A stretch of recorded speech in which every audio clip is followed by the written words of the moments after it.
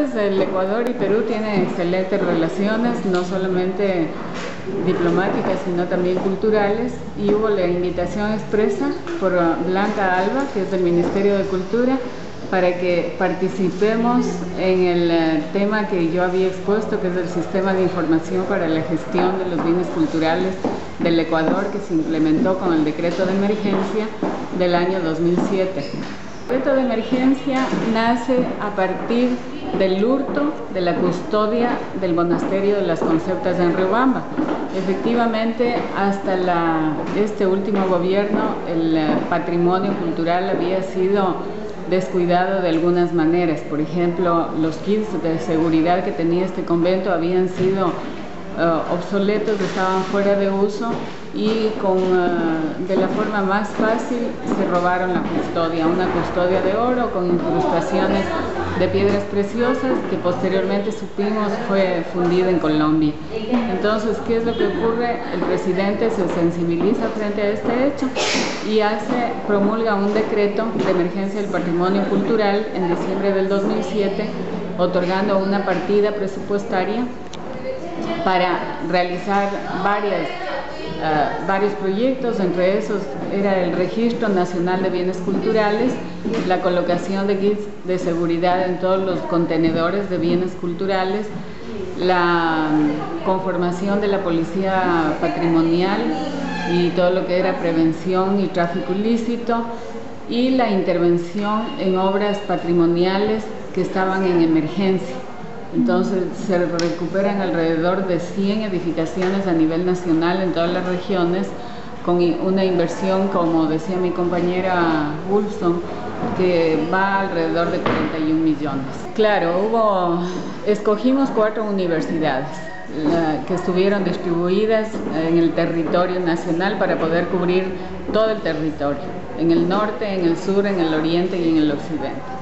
Entonces fue la Universidad Andina Simón Bolívar, la Universidad Técnica de Ambato, la Universidad de Cuenca y la ESPOL, que es la Politécnica Nacional del Guayas, del Litoral. Con esas 4 universidades más del Instituto Nacional de Patrimonio se pudo lograr en un año el registro de 80.000 y pico de bienes, por ejemplo, intervenir en 100 inmuebles que estaban en estado realmente de pérdida prácticamente. Se intervino en bibliotecas y en archivos, en conservación de documentos, que también era una calamidad su situación, y se registró por primera vez, por ejemplo, archivos sonoros, fílmicos, documentales, fotográficos, etc. De patrimonio está vigente desde fines de los 70, pero desgraciadamente nunca, como ahora, hubo una posición política decidida de acompañamiento y de políticas, ¿no es cierto? Hay una decisión política de apoyar y de recuperar el patrimonio cultural. Como nunca antes, se crea un Ministerio Coordinador de Patrimonio, que es el que lidera en este momento todas las instituciones. Por ejemplo, este ministerio coordina el Ministerio de Cultura, el Instituto Nacional de Patrimonio, el Ministerio de Deportes, entre otros. Entonces, no solamente que se crea el órgano rector a nivel político, sino que también se dan las partidas presupuestarias. Caso contrario, es imposible intervenir. Fue la sensibilidad del gobierno y de los ministros y ministras que estuvieron en ese momento en el gobierno y que siguen. Entonces, más la indefensión en la que se encontraba, ¿no es cierto?, el patrimonio, hizo que el gobierno de su propia cuenta se sensibilizara y otorgara un presupuesto para la emergencia. Luego, claro, la emergencia se acabó. Este momento estamos consiguiendo a través del BID, por ejemplo, un préstamo en buenas condiciones que será implementado hasta el año 2016, y tenemos una partida presupuestaria que de alguna manera nos ha permitido seguir trabajando, ya no con el mismo ímpetu que en los años 2008-2009, pero estamos trabajando mucho también con los municipios, porque de acuerdo a la nueva constitución que se llama COTAD, que es el Código de Ordenamiento Territorial, los municipios en este momento tienen la obligación de conservar y gestionar sus patrimonios a partir de la política pública que genera el Estado, pero nosotros como institución tenemos que trabajar directamente con ellos en todo lo que es capacitación y en proyectos, desarrollo de guías para la gestión de guías para el manejo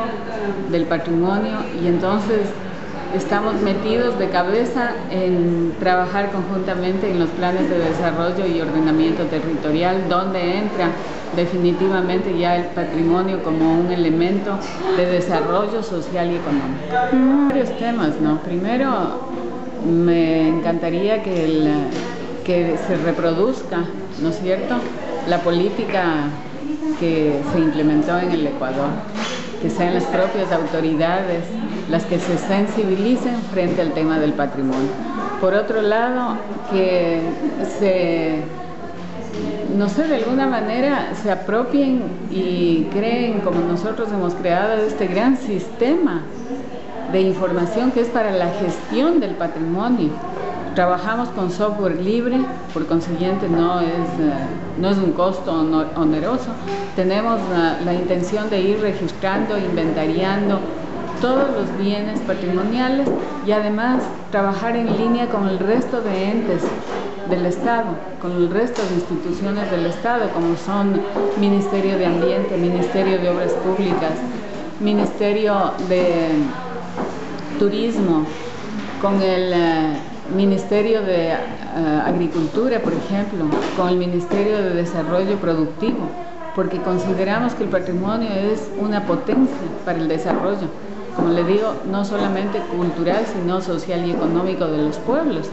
Y los pueblos, del momento que se den cuenta que ese patrimonio les va a mejorar la calidad de vida, les va a ayudar en el crecimiento, en el desarrollo, en el aprendizaje. Creo que ustedes tienen excelentes ejemplos, en cambio, en cuanto a la capacitación y a la educación, que también nosotros deberíamos copiar. Cómo han trabajado con los jóvenes, con los chicos. Me encantó el video del hip hop, me pareció maravilloso, y son buenos modelos que hay que repetirlos y que hay que trabajarlos conjuntamente. Estamos tan cerca que realmente deberíamos entablar mejores contactos y mejores relaciones.